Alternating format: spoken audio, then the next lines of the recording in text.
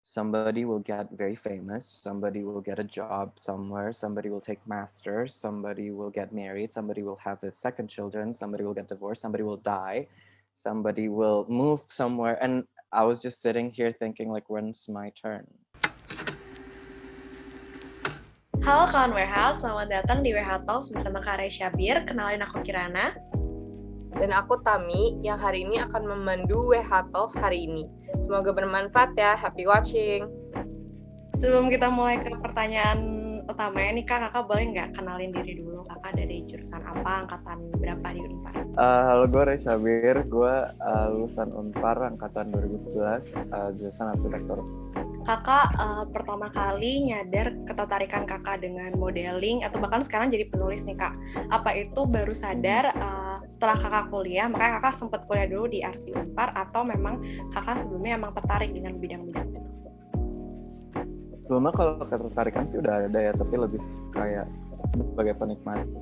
Cuman kalau nulis sih gue mulai dari SMA, cuman ya puisi-puisi kecil gitu, ngejurnal gitu-gitu. Terus tapi pas di kampus itu tuh akhirnya gue bikin blog kecil, sekarang udah nggak ada, terus nulis di situ terus aja. Dan kalau untuk modeling sebenarnya Bowo itu anak HI angkatan 2010, itu yang pertama kali foto gue di studio si Prabowo. Iya, jadi kayak dia temennya Dina, Kak Dina angkatan aku 2011 tapi di HI. Terus temanku si Dina ini di foto, terus kayak aku, Din gue juga mau dong di foto. Terus akhirnya kayak ternyata Bowo juga udah pengen foto aku, jadi akhirnya kita foto di studio waktu itu. Itu foto studio pertama kaliku tuh. Tapi kalau nggak kuliah di situ mungkin aku nggak di foto Bowo. Oke. Tapi itu emang buat fun kayak asik-asikan aja Kak fotonya? Apa waktu itu tuh Bowo kayaknya baru merintis juga kan, jadi dia ngajak teman-temannya foto terus gitu buat sekalian dia explore, terus aku juga akhirnya jump in ke situ. Sekiranya gitu Kak, ada nggak sih Kak pengalaman atau pelajaran tertentu dari arsitek Unpar sendiri yang masih membekas di kakak gitu, atau bahkan bisa masih kakak aplikasikan dalam pekerjaan kakak sekarang ini? Sebenarnya tuh kan kalau di jurusan arsi itu ada pembinaan ya. Aku dulu lumayan aktif di situ, terus maksudnya jadi dibina sama senior, terus jatuhnya apa kayaknya problem solving sih.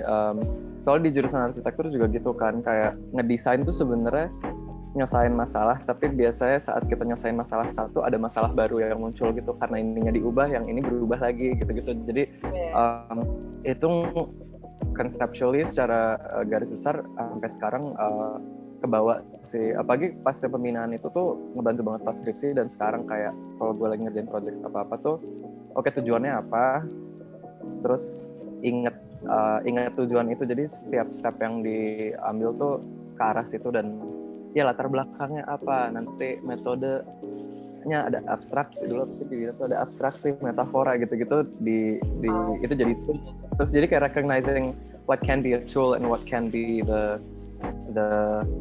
final object and not get it both ketuker gitu.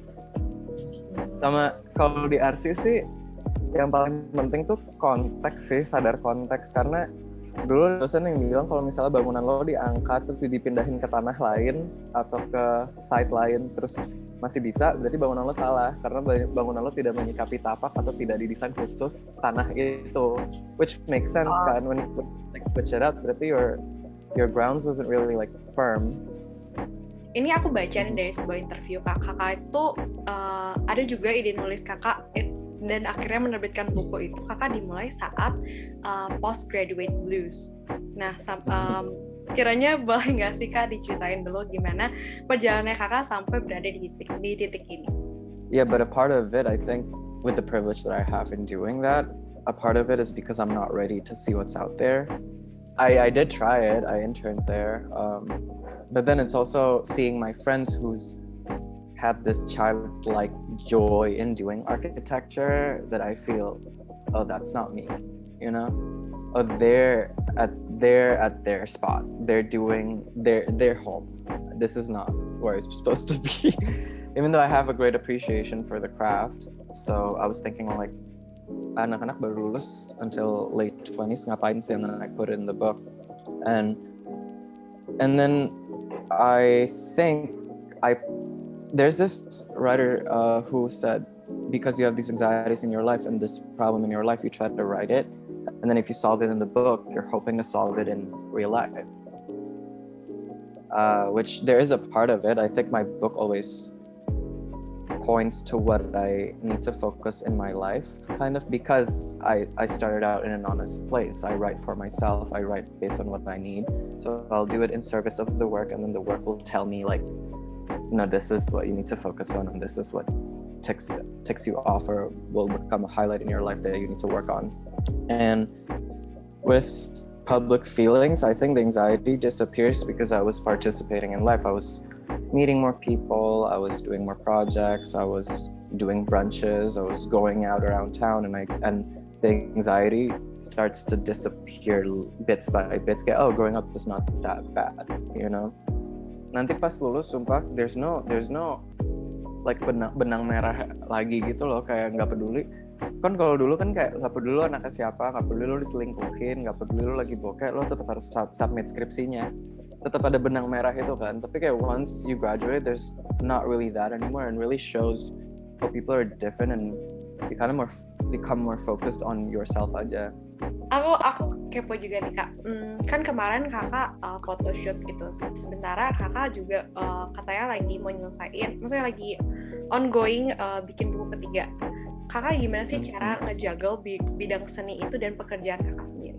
It's not as romantic as the movies made it seem, you know. It's not like me in a beach like writing, and then, you know, like I don't really clock in time, a specific time for it. If it happens, it happens. Because that's the thing with Kink.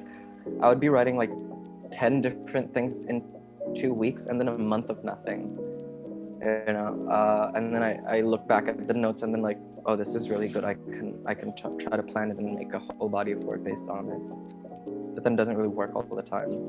Oh ya, nah terus karena kakak udah melakukan banyak hal ini, apakah kakak ini udah merasa kayak mencapai goals kakak tertentu, atau kayak sebenarnya masih banyak gitu yang kakak masih mau capai gitu?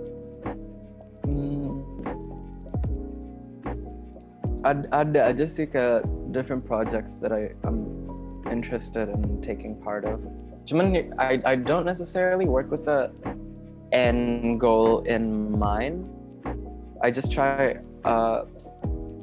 apapun yang depan mata tuh, I try to treat it as like the biggest thing or the most important thing, because if I think if I have a crowning jewel of a target, apapun yang aku lakukan sebelumnya tuh cuma jadi stepping stones buat ke situ. Sedangkan if I focus as everything, the most important thing, everything that I've done will be important, you know. Mungkin terakhir nih Kak, Kakak ada nggak pesan buat teman-teman kita di luar sana yang mungkin mengalami postgraduate blues seperti Kakak dulu, atau yang kayak diam-diam punya keinginan nih Kak buat mulai, aku pengen jadi model deh, tapi aku juga pengen jadi penulis gitu. Ada nggak Kak pesan-pesan? Surround yourself with that creative energy and creative people that, you know, that also wants to become maybe a stylist or a makeup artist, and just experiment things together. It doesn't necessarily have to be good as long as you just keep doing it, I guess. Because don't ever stop. Yeah, just do it and don't ever stop doing it. If there's something shit going on in your life, don't make that reason to kind of stop. I mean, for self-care reasons, sure. I mean, I took breaks here and there. Cuman, if you need to make art about it, do it. You know, just keep doing it, I guess. Karena orang hanya akan ingat akan kerjaan terakhirmu. Oke, sekian dari WH Talks kali ini. Thank you banget Kak Ray sudah meluangkan waktu dan kesempatannya untuk sharing-sharing dengan kawan WH. Sampai jumpa di lain waktu, Kak. Bye-bye.